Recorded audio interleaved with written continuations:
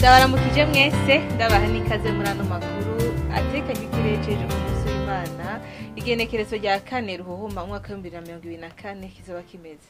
Ejo mu gitondo twiteze imvura nkeyi mu ntara za Muramvya, Rumonge hamwe na Makamba, hazocamwo ibihe vy'izuba mu ntara za Muramvya hamwe na Makamba.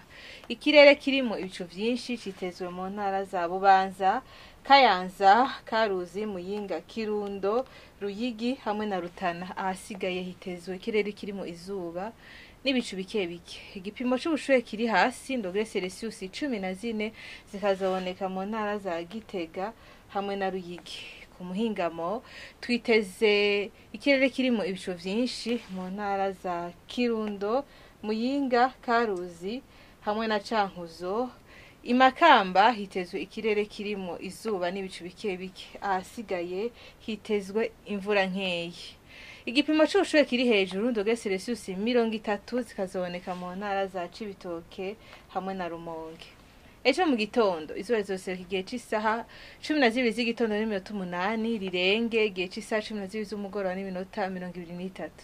Nuko ni hano makuru atekanye ikirere agarukiye. Link aretse kamuneza nje nabashikirije. Mwakoze mwese kuyakurikira naho ubutaha.